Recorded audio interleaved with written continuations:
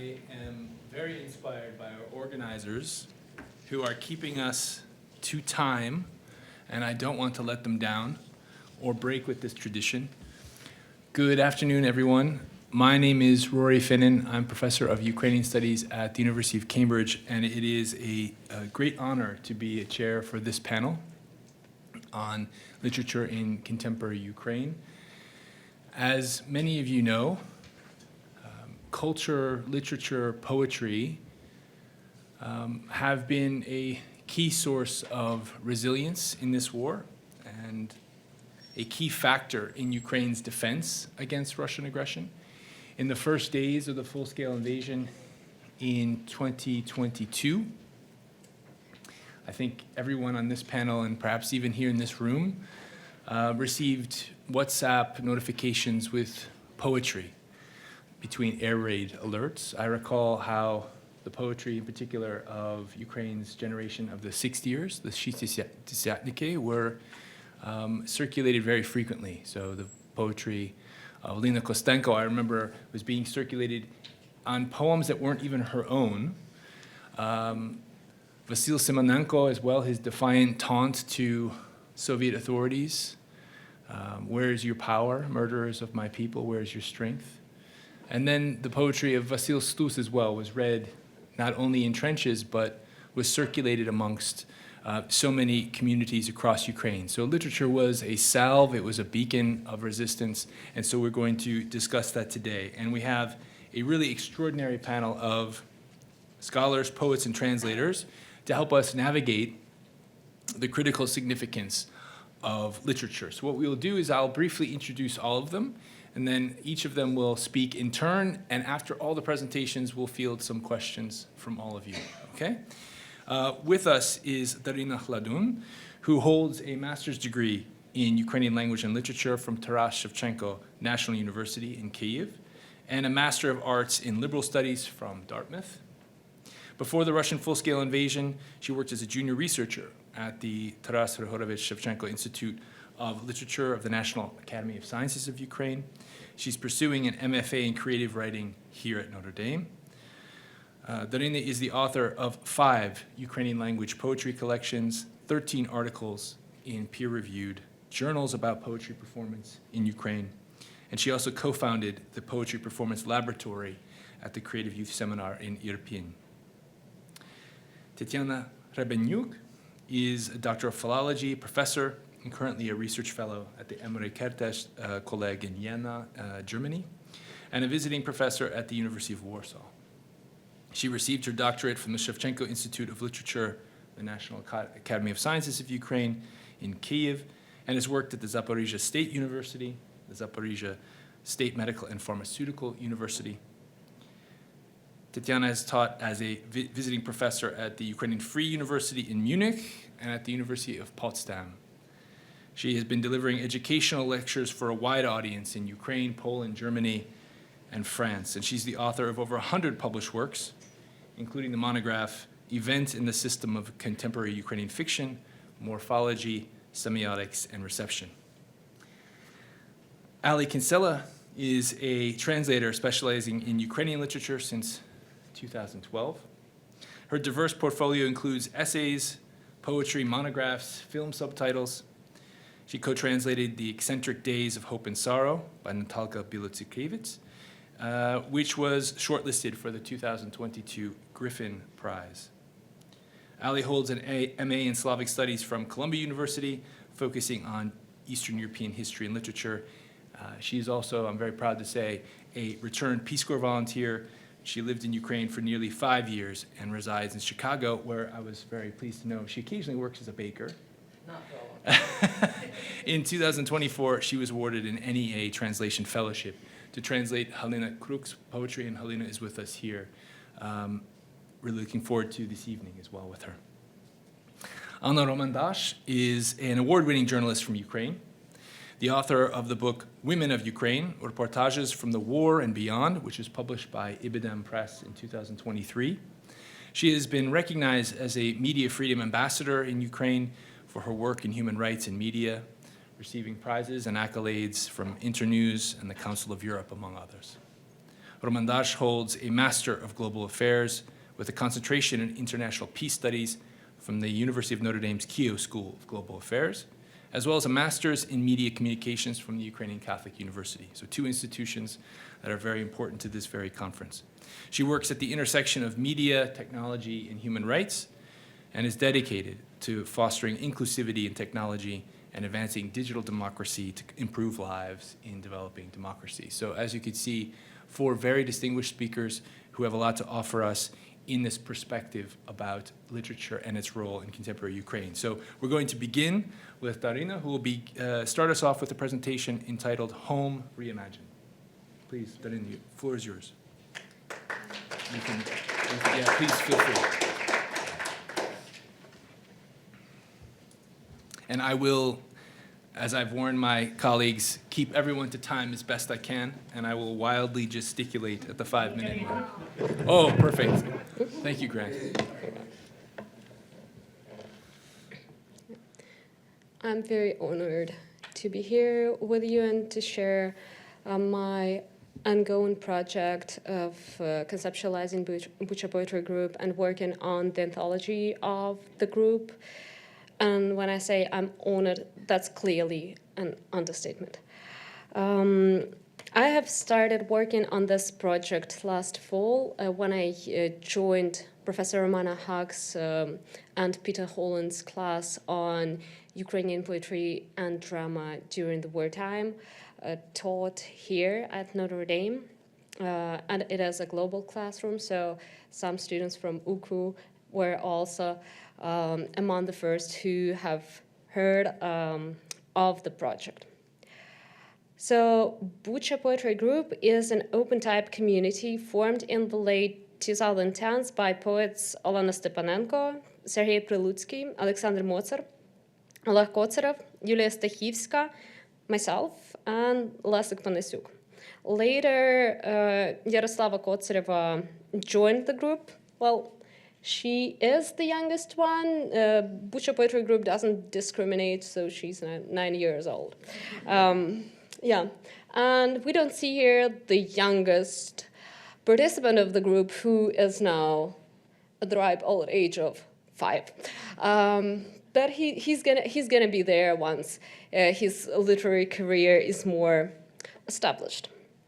Well, I started working on the conceptualizing of the Bucha Poetry Group a wartime ago, not on any particular day or month, but on a specific occasion, after the launch of the anthology of the 3rd millennia Young Ukrainian Poetry by Abba Bahalamaha, and its presentation tour that roughly mapped the most vibrant communities on the map of Ukraine. It was the time of the decentralization in politics in Ukraine, when artists and writers all over Ukraine started a new wave of claiming more agency, forming groups and collaborating on projects. Among them, Stихійні, Розділові, Грань, Етер, etc. That is when, how jokingly, we came up with the idea of Bucha Poetry Group in the private space of Olena Stepanenko and Sergei Prilutsky's kitchen. Various participants of the Bucha Poetry Group have mentioned it a couple of times during the collective readings and in the articles of the small-scale bulletin edited by Oleg Kotsarev. However, we were still very much incorporated into the Kiev's literary scene and couldn't quite pinpoint what exactly distinguished us from the rest of our fellow poets with whom we shared stages and anthologies.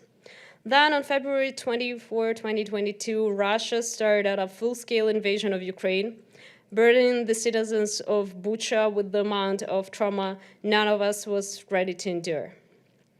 Though it is important for me to stress out that Bucha Poetry Group was not formed in response to the Bucha massacre. The massacre was a great tragedy designed and executed by Russian soldiers. It did not inspire local writers to write poetry.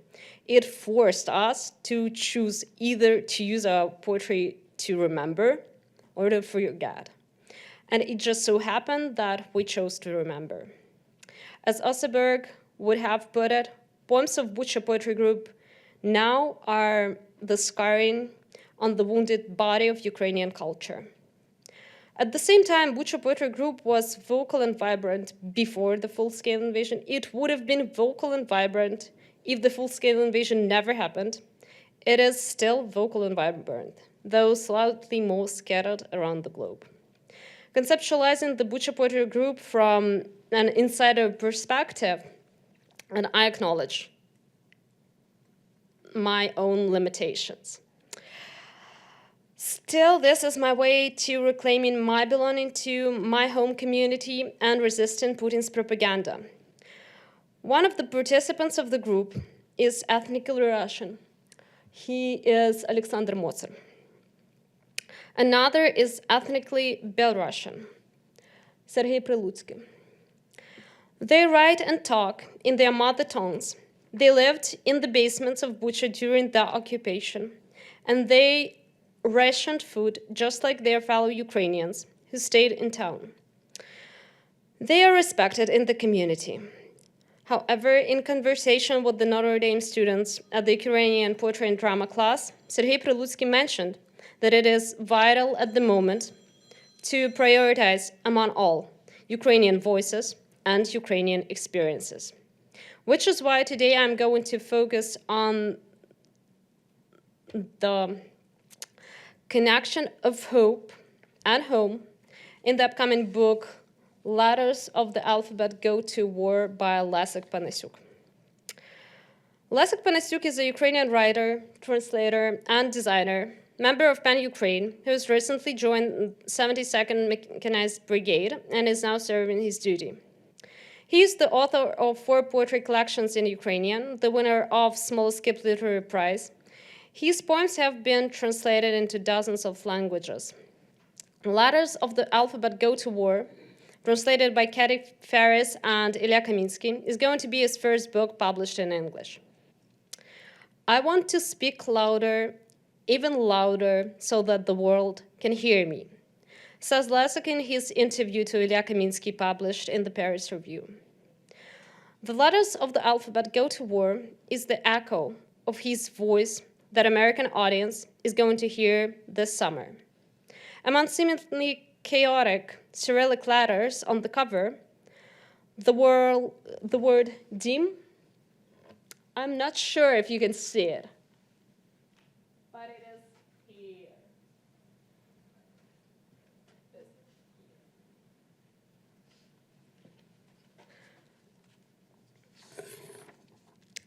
Reimagining Bucha as home after the massacre is a key narrative thread of the book. The word home is associated with trauma and loss and appears in the second half of the book.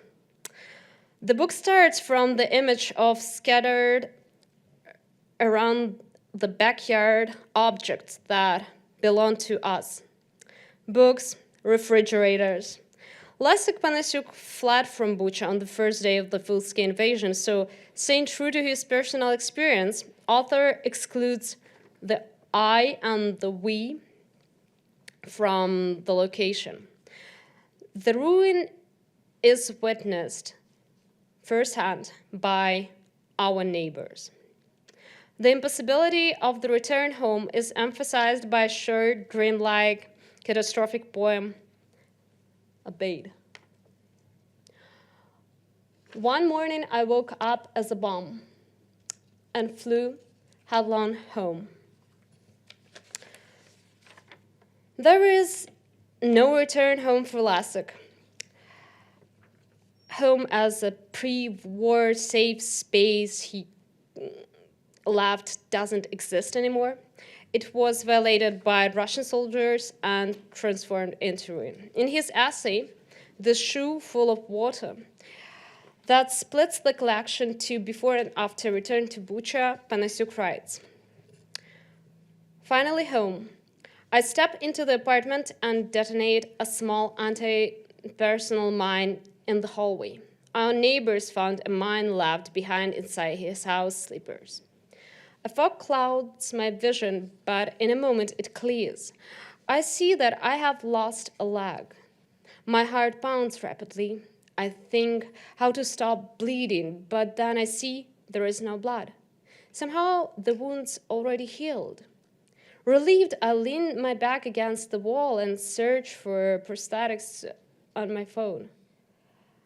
I feel a strange excitement, as if I'm buying a new bicycle. Eventually, I choose what seems like the best model, and the fog engulfs me again. I open my eyes. My lost leg has found my body once more. Slightly disappointed, I move my muscles, testing its presence. I lie there for a long time, rewinding this dream. I realize that I no longer fear my own mutilation or even death. A lightness, unbearable, settles in. That very day, I buy tickets home. It is only after accepting that the ruin is now his home, he gains courage to face the reality of post-occupation Bucha and come forward to a new home that replaced the old one. There he finds the poor copy of my city. Everything is in place, but it's clumsy, broken, riddled with holes. Entering the strange space of his home, Panasiuk recollects the memory of moving into there and calling it home for the first time, as it is precisely what he does in the rest of the essay, inhabits his home anew. The ruin is filled with anxiety, scraps, and broken objects. There is a high risk of the explosives and mines hidden in every corner of the home, contaminated home as a place of potential danger. The essay, however, ends with the image of a pigeon who nests on one of the empty shelves and is perceived as an intruder by the author, yet is another being that is inhabiting the ruin with hope. A shoe full of water touches upon the question of ownership of the ruin, of the complexity of the entanglement of private and public in experience in Bucha, as well as the concept of a ruin as home discussed in the community. Russian war in Ukraine is one of the first wars with overwhelming media coverage. Journalists reinvaded the private spaces of citizens after labeling them as ruins. Journalists would reinvade littered apartments and houses by treating them as mere decorations, as reportage background, normalizing entering the ruins of the present in a way tourists enter the ruins of the past, as spaces belonging to the local authorities and broader humanity, not individuals.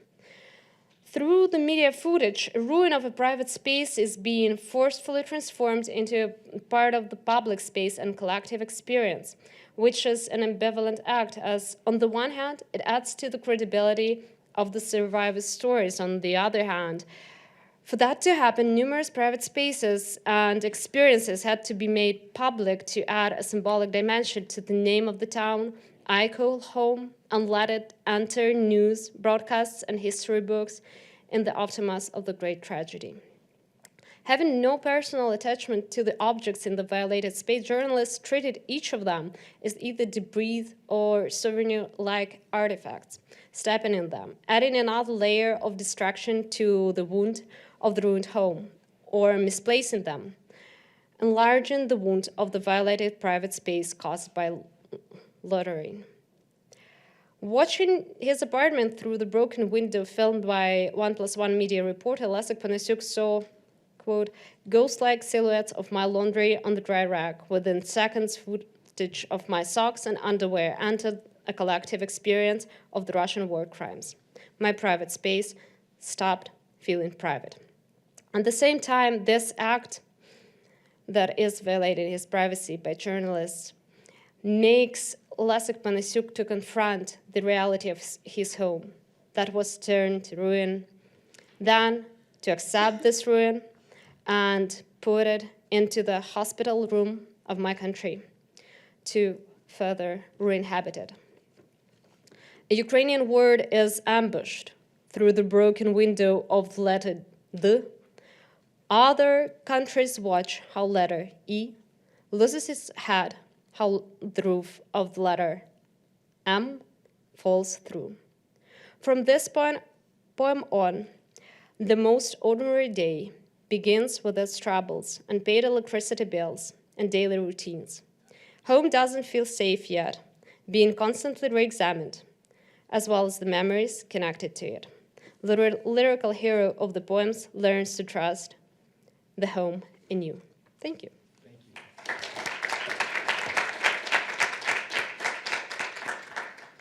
Thank you very much, Daryna. We're very pleased to have Tetiana with us next. Her presentation is entitled Narratives of Hope in a Time of Hopelessness, Contemporary Ukrainian War Fiction. Thank you very much for introducing me, and then I'm grateful to organizers for this privilege to be here. And I focus on my talk. The entire Ukrainian literature of the last 11 and especially of the last 3 years has been dominated by the shadow of war. Whatever a writer writes about, he or she writes about the war. This can be illustrated, for example, by Svetlana Taratorina's fantasy novel, The House of Salt, in which even the fantasy world at all its levels refer to the history of the Russian-Ukrainian long confrontation. But in my talk, I focus on the Ukrainian war fiction, using this term in its broader sense, meaning not only works of combatant writers about the events at the front, but also works about the impact of the war on the lives of civilians. The world of war fiction is full of pain and despair.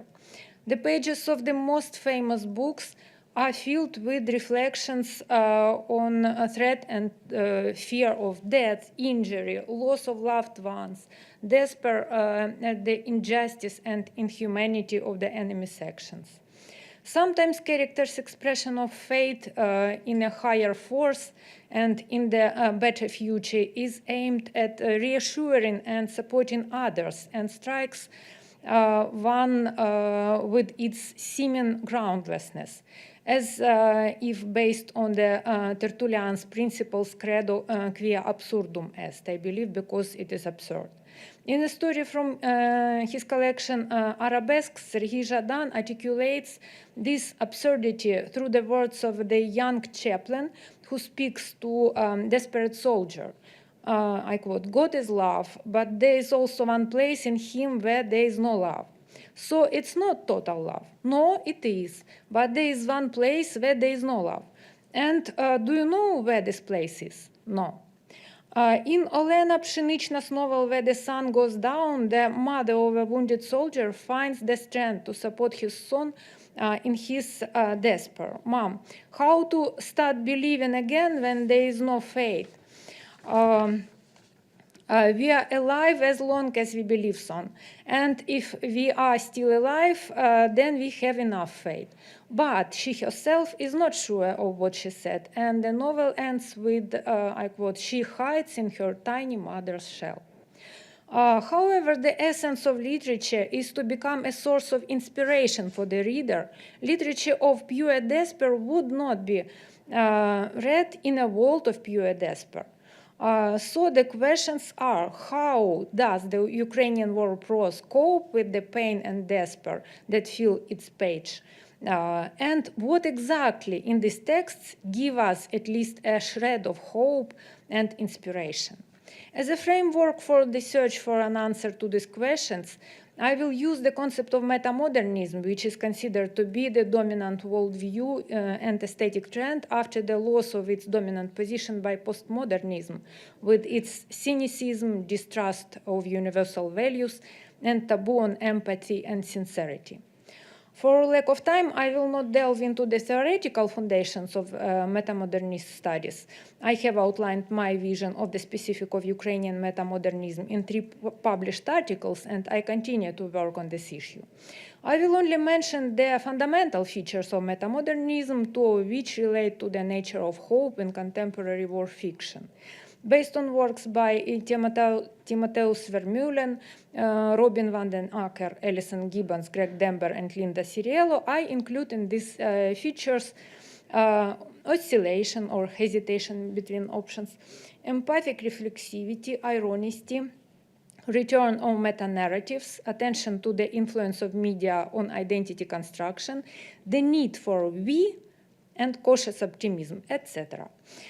Two of these features of meta-modernist literature explain the nature of hope in Ukrainian war fiction with the utmost clarity, the need for we and cautious optimism. The cultivation of immersion in someone else's lived experience, the need for we, is inherent in many works of war fiction. The process of approaching the other in the books resembles the desire for a horizon that is moving away, because the uniqueness of individual experience makes it much more difficult to understand this other. The hesitation between the intention to share experience and frustration in this process is fundamental to the contemporary human being, and even more so to the Ukrainian human being in the time of war. But every achievement along this path, no matter how small, inspires and gives meaning to existence and therefore hope. A writer and combatant Artem Chekh captures the mental distance between those with combat experience and those who didn't serve as a widening gap. While he reacts sharply to attempts by non-combatants to publicly discuss other people's devastating experiences, he nevertheless agrees that communication is necessary. I quote, "And questions should be asked because if you don't ask, they won't tell, and just won't talk to be understood." End of quotation. And having initially expressed disbelief that there will ever be a solution to the problem, at the end of his essay, Chekh leaves a chance for the opposite. Maybe there will be someday. At the level of poetics, the touch to someone else's dramatic experience of survival during the war is provided by the very sparse, indirect, and sometimes unexpected means. For example, in Serhiy Zhadan's short story from the collection Arabesques, named "The One That Will Warm You in the Middle of the Night," we see such micro-approachment of lonely characters who, because of their experience with PTSD, don't allow others to get closer to their wounded selves. A man and a woman, both military officers, meet to have sex after meeting online, but they feel lonely and distant in this kind of communication. It is only the woman's sincere story about her past adventure that breaks the ice between them, and they simply fall asleep next to each other, forgetting to take their sleeping pills and tranquilizers. One may also legitimately question the presence of meta-modern cautious optimism in works about the current wartime. Nevertheless, it is worth noting that this trait is still represented in contemporary war fiction. First of all, this optimism is connected with the perception of our time as history, space of historical memory and past traumas, which influence our present. This time is viewed as a continuous change of generations, where the life of a nation, not a person, matters. This optimism is often manifested in the image of a child as a continuation of the family, the nation, and life. Even despite the suffering of death of older people, it means that life continues. In contrast to the older generation, the nephew of the socially apathetic protagonist of Serhiy Zhadan's novel The Orphanage has a clear national identity. And this gives hope for the processing of historical traumas at the beginning of a new historical life cycle. Oksana Zabushko, in her story No Entry to the Performance Hall After the Third Bell, through her protagonist Olga, draws a line under the centenary efforts of Ukrainians to gain full independence, both legal and internal, spiritual, saying about the new generation of Ukrainians, I quote, "They don't have fear, these children, many who suddenly cease to be children. When something frightens them, they don't run away, they go towards it. They take their weapons and go to the front. They are not afraid to live and to die if they have to. They already know that this is also part of life," the end of the quotation. In some works, optimistic sounds are realized through the use of the image of a child in a paradoxical way. For example, the protagonist of Volodymyr Rafayenko's novel Petrikor, The Smell of Ground After the Rain, a boy named Petro commits suicide so that his mother can get rid of her distorted trauma-induced view of reality.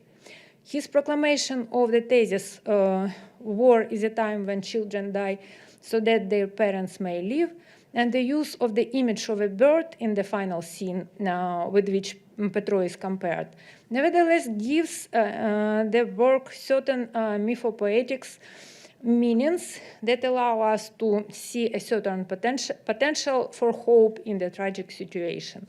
It is worth noting that this use of the image of a child as a conscious sacrifice for the sake of the future is an exception rather than a regularity in contemporary Ukrainian literature. Leaving aside theoretical and meta-modernist issues, I would say that unity and faith and consciousness of historical experience are the main basis of hope in works of contemporary Ukrainian writers. In general, the optimism of the Ukrainian war fiction is aptly characterized by the image used by Alexander Mkhet in his book Job's Call Sign, Chronicles of the Invasion, a somewhat ironic comparison of Ukraine's fate with that of the biblical prophet Job, who lost everything but survived and flourished again thanks to his faith. Thank you.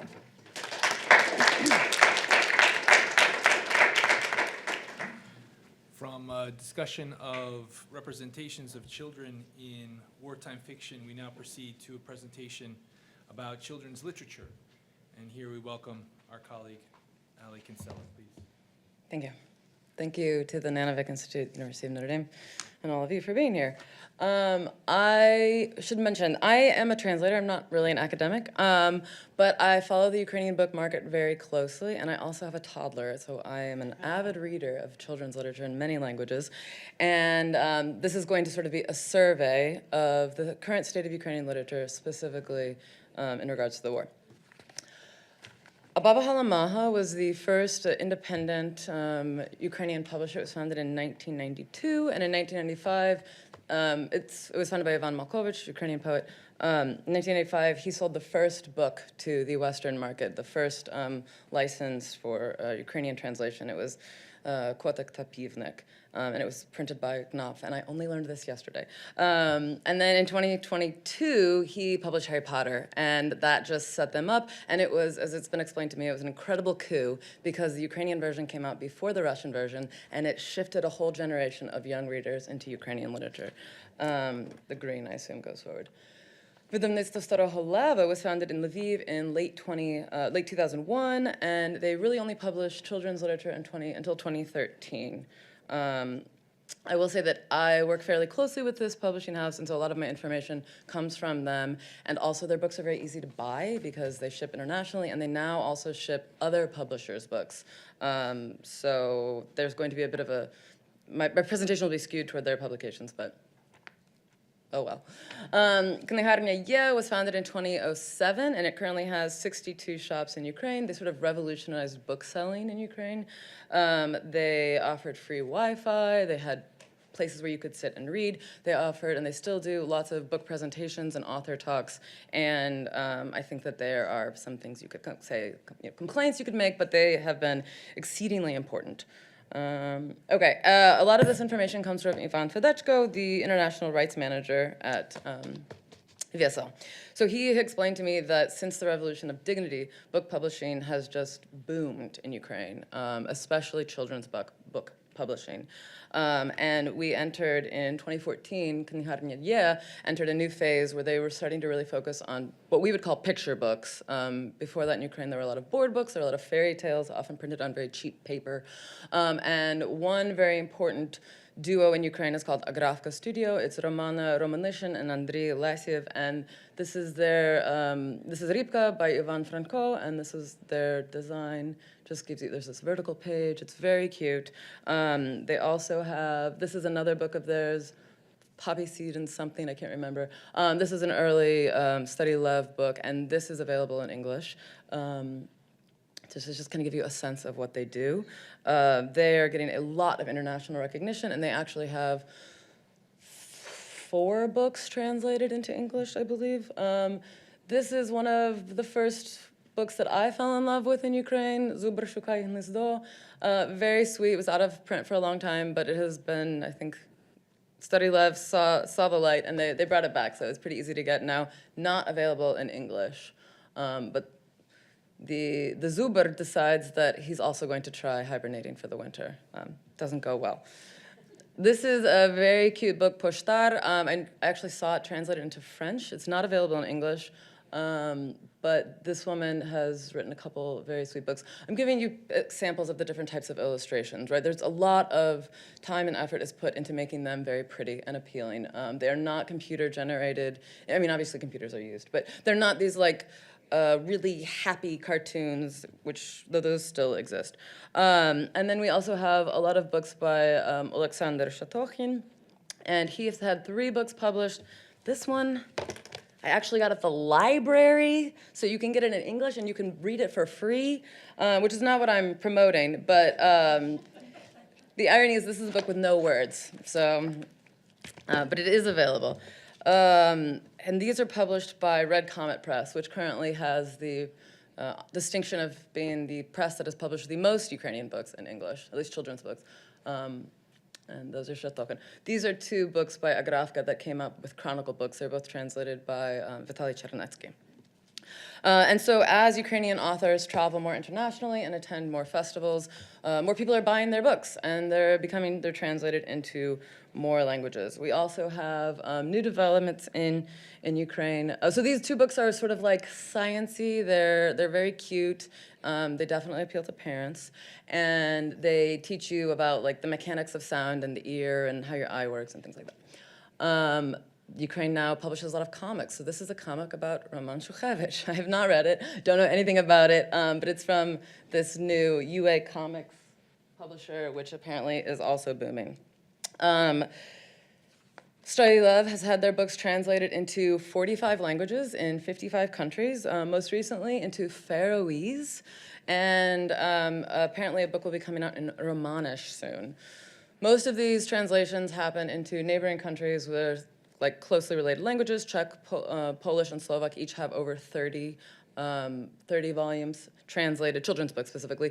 But there are also a lot of books being translated in the Asian market. South Korea has 26 Ukrainian children's books available in translation. Taiwan, China each have 20. This one is coming out soon. This is also Agravka, but it's coming out with Enchanted Lion, which is a cute press from Brooklyn, I think, that only does translations or mostly does translations. This came out with Elsewhere Editions, which is the children's publishing arm of Archipelago, which is also based in New York.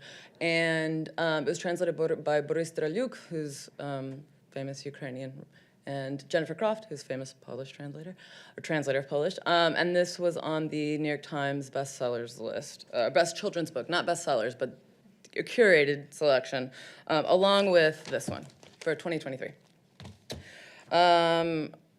All right, we also have, so as a result, Study Lev won this big prize, Best Children's Book Publisher of the Year at the Bologna Festival, which I think is coming up again in a couple weeks. We also have, okay, so moving on.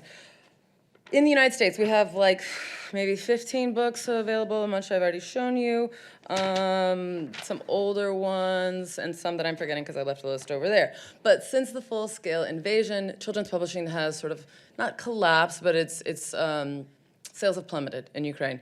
And this is not just with Study Love, this is with all publishers across in Ukraine, children's literature specifically. At the same time, we see book publishing just booming. There are new bookstores opening all the time, and even in small towns. But for some reason, children's literature isn't benefiting. But Ivan explained to me that he hears this also from his colleagues in other countries. And he doesn't really know what the problem is, but he does believe that there is like digital interference and that books are sort of falling by the wayside.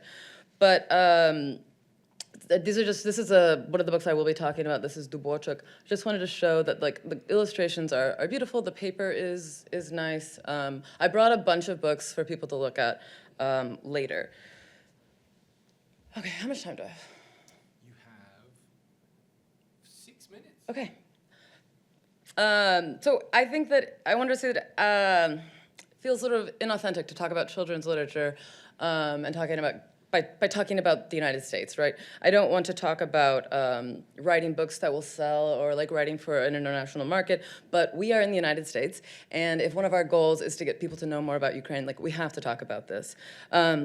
And so some of the books, like the sight and sound books, those translate pretty easily across cultures, right? And they include lots of facts about Ukrainians. So it's like a sort of a sneaky backdoor way of getting Ukraine in. We have the books like The Cat and the Rooster, which I actually thought was a folktale, but I think it's not. It was written by Malkovich. So but it's got lots of Ukrainian ideas and themes, and that's a way of also introducing children to other cultures. Or The Turnip, which is just really cute, and I wish I should have brought it.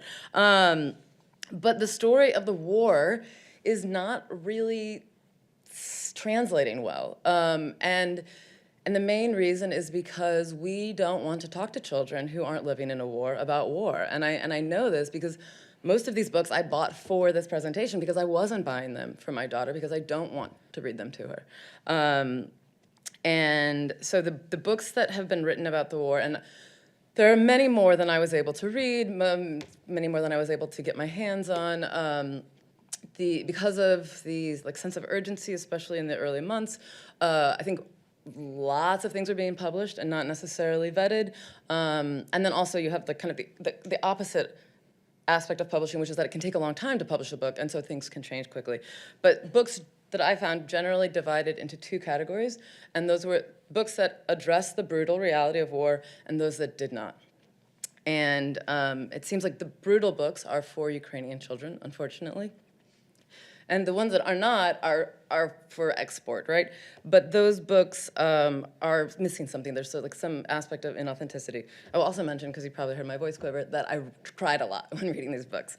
And all right, where am I? Okay, so there's a book I'll grab. This one is. Can we pass these around? Yeah, sure. So this one it's really cute. It's about the Kotek, the Pivnik, and the Shavka. So this is one of these myths that we've been hearing people talk about. It was written by Alexander Mechad, who's mostly a nonfiction writer, and he wrote this Job's call sign. But it is brutal, and it is not a children's book. And I had to stop reading it to my daughter. Also, a lot of times Study Love will tell you what the target age group is, and they don't tell you in this one, which I think is an indication that it is not really meant for children. It is sort of, I see it as like an adult way of processing trauma. So this is one that got a lot of attention. And there's a line in here where they're talking about the mother who's been working abroad for a long time, and when the war starts, she frantically texts every day, how are you? And finally she realizes that they tell her this is not helping us, and then she relaxes because she actually didn't really want to be doing it in the first place. She just didn't know what to do. And there's this strong sense in this book and in a lot of them that outsiders don't know what to do, and that there's this inward looking and that Ukrainians need to come together, and that they are, and I'm gonna speed up. So generally there's a lot of myth making. We have a lot of new symbols being created. Yellow butterflies, what does that mean? We don't know because he made it up for this book. What do these things mean? They didn't mean anything until they happened. We have the like the tractor that pulled the tank, and we have Patron the dog, and we have this new idea of the astronaut that does something that's not really clear to me. So that's a big part, and I think that's always a part of children's books. That's not specific to war, but I think that it takes on new importance in war. Things that I noticed, the books are highly gendered, and I think this is sort of a reflection of the reality of mothers staying with children, fathers going to fight. But they do use feminitives, which are, I'm not going to explain it all, but feminine versions of nouns, and it's really considered very progressive, and it seems to be mostly standardized at this point. Also, we see that language has changed a lot, and a lot of words that even 10 years ago were considered sort of like dialect or Western are just part of the language. So children's literature is working. It's changing Ukrainian language. There's no surjik in these books. All right, what do we see to help children? Simplistic explanations of complex events, explicit lessons in how to behave. Don't touch those bags if you don't know who left them there. This is what happens when you hear an air raid siren. This is, like, don't go to any place that could have mines. We see a lot of, like, encouragement of more pictures of drawing. People draw, like art therapy, reading therapy, talk therapy. That's happening in very explicit ways. We see authentic depictions of the trauma that they've experienced of being separated, of death, of spending time in the basement in the dark. We see humor. Victoria Amelina's excavator makes a surprise appearance in one of the books, and they say, "You're from a different book." And we see, like, bunnies, they're like, all right, they tell the tractor he can pull them around just to make him feel like he's useful, even though he's much slower than they are. And, you know, these are just features of children's books. What do these books teach us about Ukrainians, even superficially? Ukrainians have tons of pets. Everyone has a pet, and, like, it's just they're all about animals, and nature is also very important. And also, mustaches are in. And I can't explain this, but they are everywhere. And I think we know where at least this one comes from. But some of the books are unsuccessful, and I think they're unsuccessful because they were published too soon and things changed too fast, and now they come off as sort of vapid or too lighthearted. Some of the books don't really make sense. There's, like, too many things happening, and there's no through line. Sometimes they use, this is the Irpin Bridge, and this is the spirit of nature saving the people, which in retrospect doesn't really feel right to me. Confusing visual metaphors, like, what are these apples? Why are they in water? Why are they with Cossack Mamai? Why do the birds look like that? Why is there this number on her arm? Is it binary code? Is it a reference to the Holocaust? We don't know. But this, I will say, is a book that was published, written by an author not living in Ukraine, and I think that there's a big difference there. Light and darkness often used as metaphors everywhere, but here it's taken to, like, a more extreme level, and we see, and I think this is important, we see that Russians are dehumanized, and I think that this is basically unacceptable in books in English, which is why they will not be translated, but I think it's very important that they're being dehumanized because it's the only way to survive the war. And hope, the good books say that hope is specific, that the war will end, that death is a part of life, that you will get through this, but you will change. And thank you very much.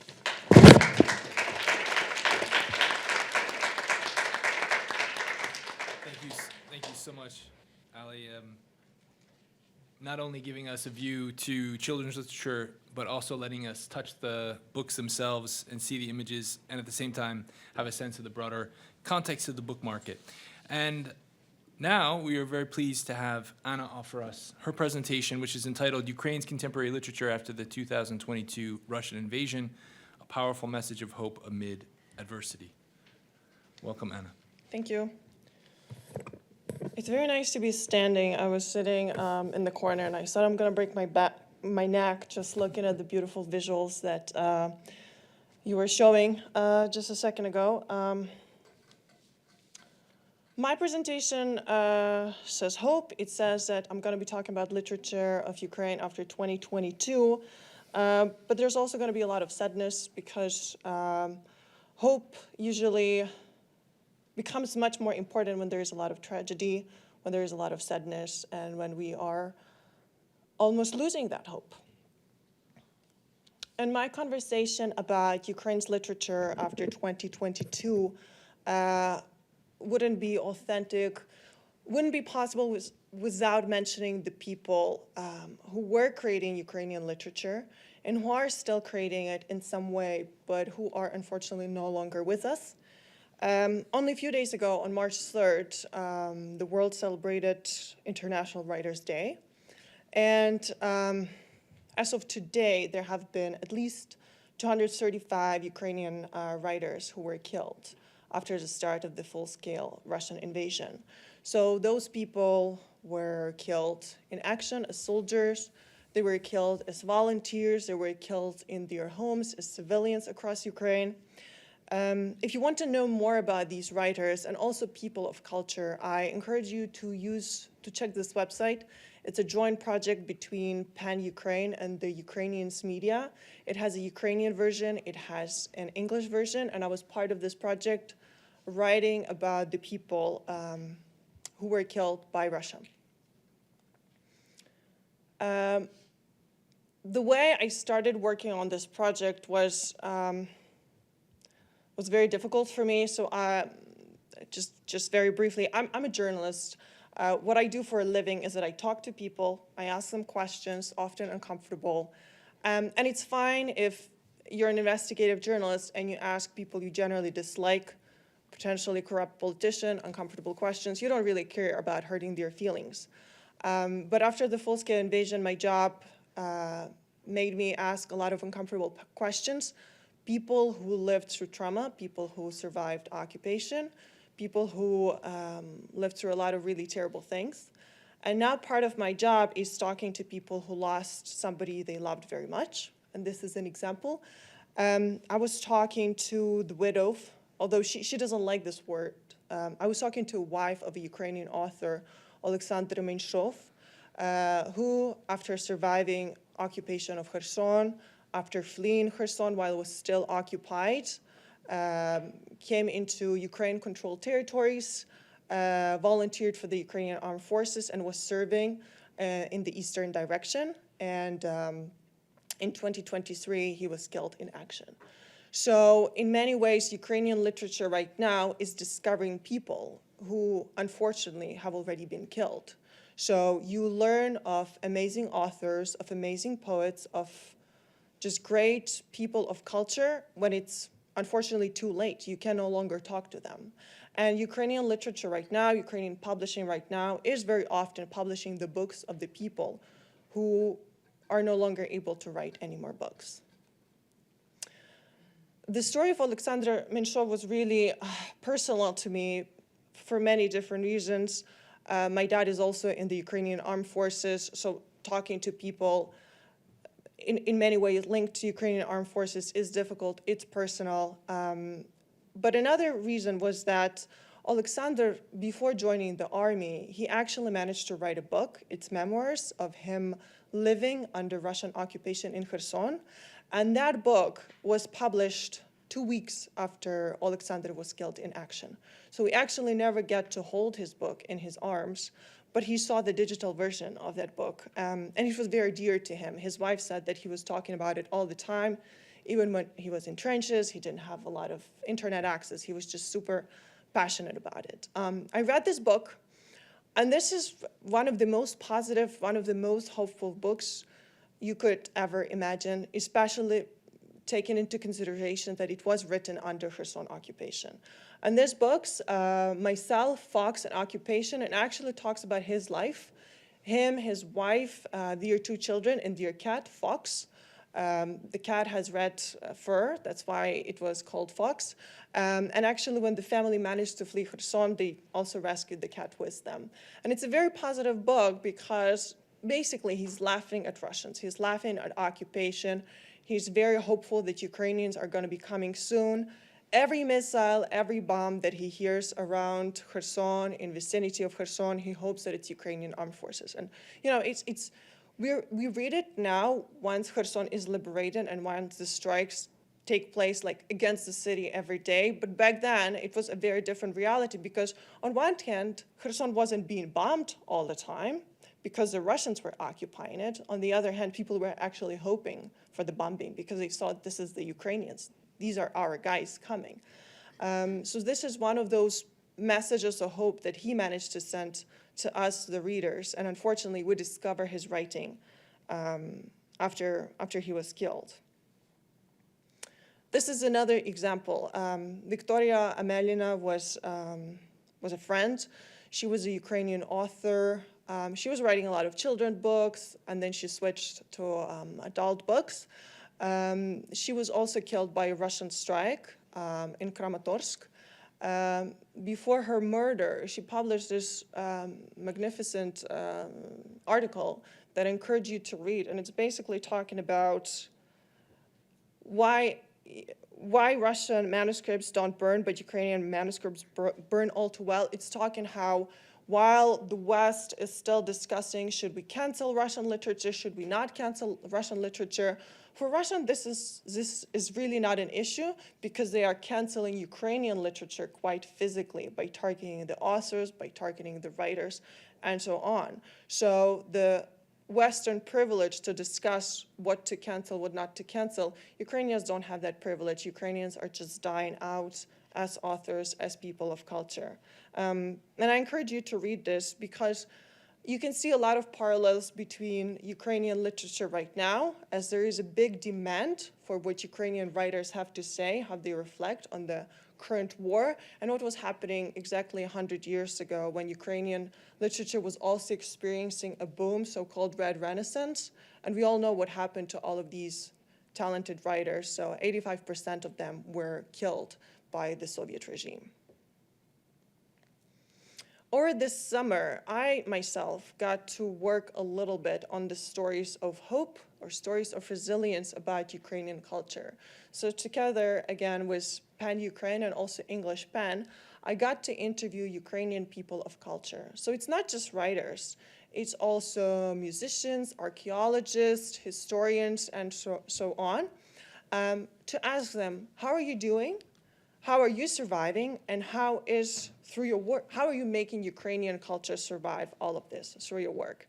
And it's quite fascinating because I got to talk to a writer who lived in Kherson through the entire occupation, and while in Kherson, they were organizing an underground book festival. So basically, they found some places where they could access Wi-Fi without too many interferences from the Russians, and sitting in these underground cafes and bars, Russians maybe 10 meters outside of that cafe.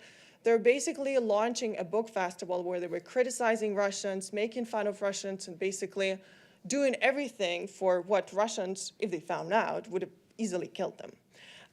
The book also consists stories of other authors who survived occupation, of Bucha, authors who were working in the left bank of Kherson, which, as you may know, is still under occupation, has been badly damaged after the Kakhovka Dam explosion, and so on. And while a lot of these authors have been extremely damaged by the full-scale invasion, they were also extremely resilient and extremely hopeful. They were telling me about all of the new projects that they were working on, how they were launching new theater performances, adaptations, books, and so on and so on. And they were extremely happy that they were able not only to share it with Ukrainians, but also share it with the world. I did a bit of a study of the new titles that are being published in Ukraine, that have been published in Ukraine after 2022, and analyzed basically what are the key words or definitions that have been present in the titles by Ukrainian authors, both in Ukrainian and in English. So you can see Ukraine in the titles is still the core definition, so it's almost everywhere. But the language is actually very diverse, but also quite resilient, quite realistic, but also quite hopeful, if you see. So people often talk about loss, they often talk about war, death, drama, and so on. But you can see such words as beginning, tomorrow, humane, brave, support, mobilize, volunteer, activism, and so on, which kind of shows you how the Ukrainians are processing what's happening right now, what is happening to them, and what is happening to their country. So I've interviewed many different authors, asking them what is the key message, what are the key messages that you want to deliver to your readers as you publish your stories, as you publish your books, novels, fiction or not fiction. And for a lot of authors, it was a way to cope and to reflect of what they personally experienced and basically share their own lived experiences, trauma, and so on paper. For other authors, it was also a literature about identity. So I've interviewed Jewish Ukrainian authors who were writing about how they finally reconcile these two identities and how they no longer have a conflict of who they are. They know who they are very well, and the war in many ways pushed them to understand that. It's very interesting what's happening right now in Ukrainian literature is that it's decentralizing. So in the past, there were a few bigger publishing houses, there were a few bigger household names, and it was very central around Kyiv, the Kyiv art scene or maybe the Lviv art scene. Right now, you would have book festivals, you would have small publishing, you would have different literary events across Ukraine. So I'm originally from a tiny village of 1,000 people in the Lviv region, and I just recently came back from helping to organize a literary festival in a small town of around 50,000 people. This is something that's happening in Ukraine amid the war, as there is more demand for art, there's more demand for culture, because this is a way for people to reflect on their trauma without speaking directly about it, because you can find metaphors, you can find a lot of stories that connect you with your potential readers. And finally, the word home was extremely common in many Ukrainian titles and many stories that have been published in Ukraine after 2022. For a lot of Ukrainians, writing right now is like coming home. It's a way to process the current reality. Thank you very much.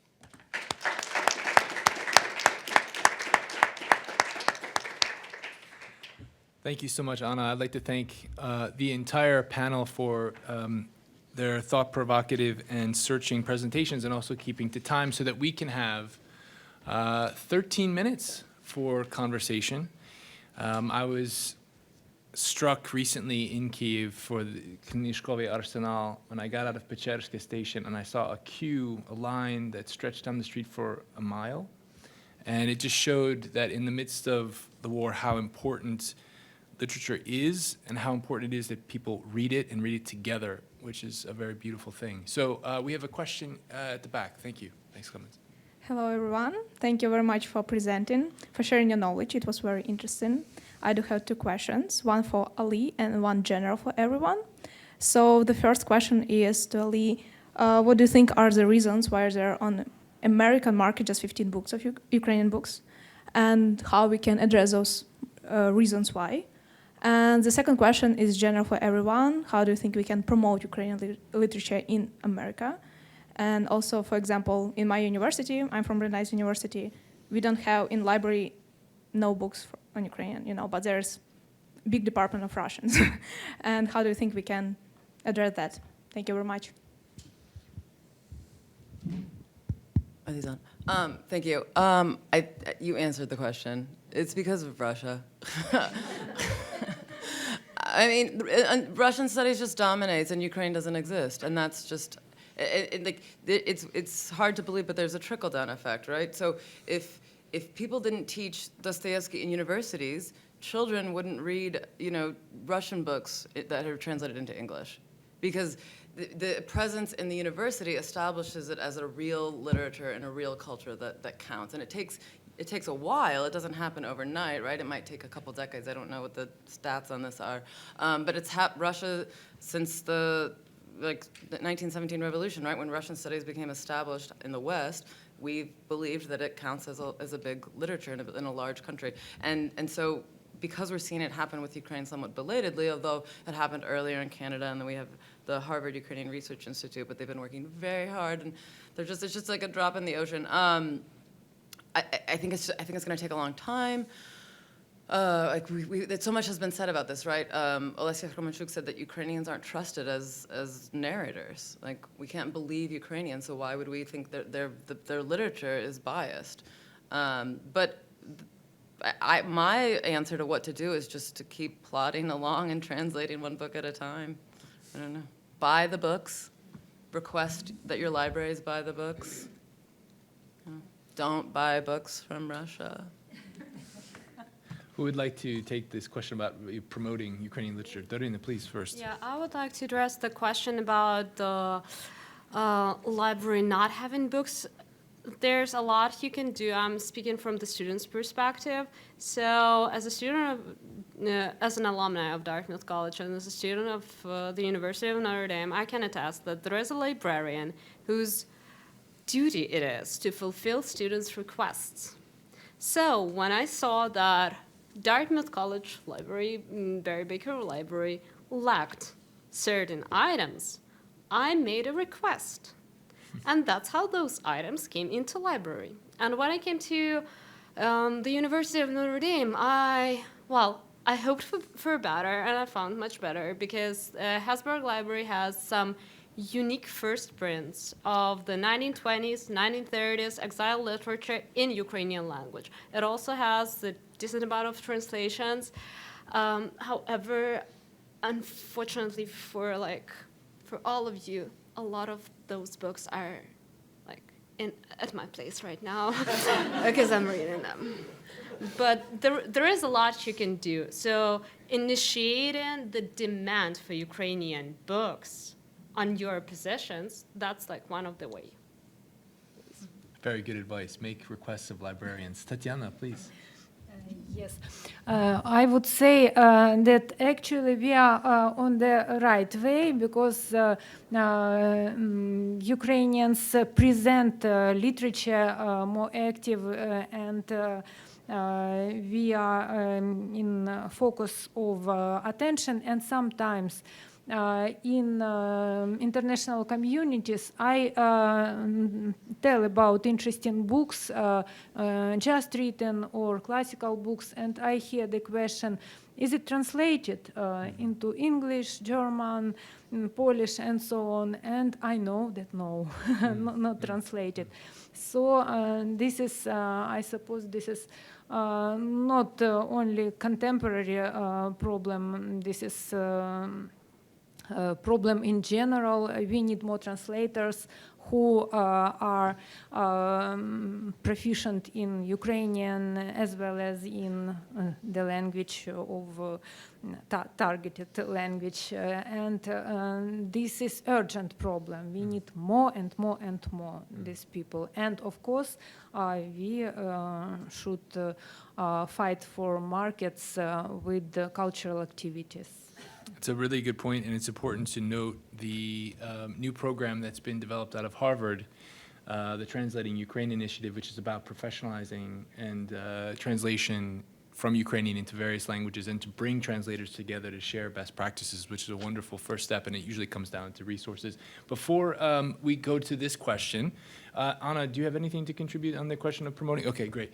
Emily, please. Thank you. Thanks, everyone, for the discussion. I think this current discussion is really significant. So I am actually at the Ukrainian Research Institute, but I'm not part of publication. So just to, so my questions are coming. I want to actually say two things, if you don't mind, before I ask my question. But Camila, I mean, I think one thing to note and to share with any students in the audience is that students have a lot of power in this situation, because when your universities see that you want to read this type of book, like Daryna says, you ask the librarians to do it, that is literally their job.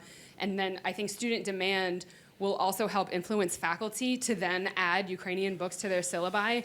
I also work a lot with the American Association of Ukrainian Studies, and one of the things we're trying to promote is to get faculty that teach world literature to put a book by a Ukrainian author in a world literature syllabus, so that it's not just, oh, we're doing Slavic literature, let's also read some Ukrainian. Let's make Ukrainian be one of the foundational literatures in bigger literature class or intro classes. But for that, we need translations. So that leads to my question, which is, I know you're not all translators, but I think, there's obviously so many huge gaps in the representation of Ukrainian literature. I would be really curious from all of you, since you come from different areas, if there's one kind of really obvious gap where you think translation initiatives should be focusing. I would be really, really interested to hear that. So thank you.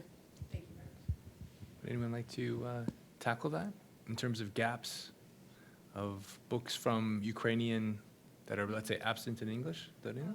Of because Or Tetiana. contemporary, actually, this is my focus. That's why I am selfish. Yes, contemporary literature. This is about the war, ongoing war, and if citizens of other countries have these books, they would understand better what is the nature of this war. That this is recolonization, all this history, all these traumas which are implicitly reflected in contemporary books. And of course, some classical works. As far as I know, even Agat Angel Krimsky's Andrei Lagovsky is not translated still. So I'm shocked. This is the novel we can be proud of. So there are many periods, many gaps. Thank you. Yeah. Please. Like, I would say that the problem I see from my perspective is regional elitism that absolutely dominates the translators, the field of translations from Ukrainian. That's why I'm doing Bucha poetry anthology, because it is about decentralizing. Because I feel like Kyiv poets and Lviv poets are well represented, and when we talk about I don't know, a person from Donetsk is Kiva, but if we don't have anyone else, like we didn't have like a couple of years ago. Okay, then we are going slightly to like villages and some smaller towns. Ukrainian culture exists all over Ukraine. It's not only the major cities. So I would say that's the problem I'm working with. I think we should point out, or I would like to point out, that Grace Mahoney is here, and she's the series editor for Lost Horse Press, which has taken the lead in publishing Ukrainian poetry in the United States, and it's gotten a lot of recognition. And it's a two-person operation, and it's based out of someone's house, and doing amazing things. I think I always want more in Ukrainian literature and translation. There is a lot of poetry available. There are not a ton of novels available. I would like to see more children's literature published because it's fast to translate and publish, and I think that a lot of headway could be made very quickly. And I also, I think that it is important to publish contemporary literature, but I think I have a slightly different opinion. I think that there's sort of a trendiness, and I don't want to at all imply that the war is trendy, but I mean in general, like in literature in general, there's this like, this hunger and this thirst for what's newest, and it's not always what's best. And a lot of really wonderful Ukrainian literature has been ignored and skipped over, and so I'd like to see us publish more from the 30s and 40s and 50s and 60s, and that's where I would like to focus my energy right now. If I can add, I would say it's not just the lack of translation is one thing, and it's also the fact that us, Ukrainian authors, journalists, and so on, we are still very much overlooked by the big publishing houses in the West. It's very difficult to break into that. I am telling this as someone, I published one book in English, and the second, The Stories of Resilience, it's being translated into English. This was more like kind of like small-scale effort by a few enthusiasts or smaller publishing houses. It's really difficult to actually be working and standing your ground with a lot of bigger publishers because they're not sure you can sell, therefore they don't want to work with you. They prefer working with American, British, like they prefer working with your own authors who write about Ukraine. So when I was working on Stories of Resilience, I was in London over this summer, and a ton of writers wanted to meet with me, like British writers who recently all published books about Ukraine, like how they went to Ukraine for 2 weeks. Or one, she spent like a summer in Russia, and she published a book that was My Ukrainian Summer. Oh, God. And they were all lovely people, you know, but they have a name in their countries.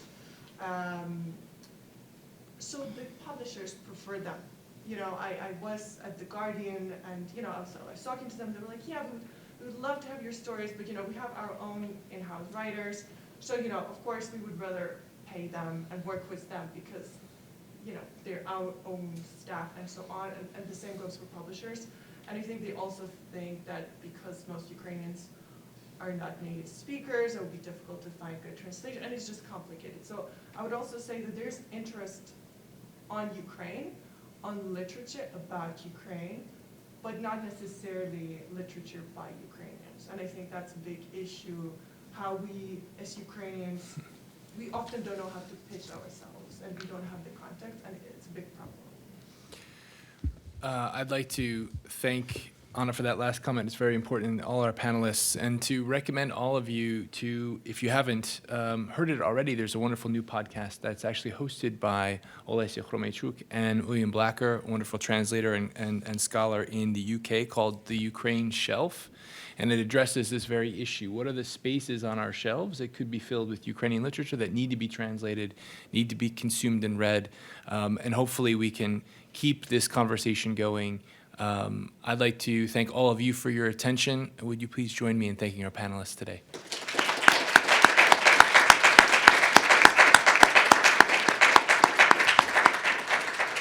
Thank you very much.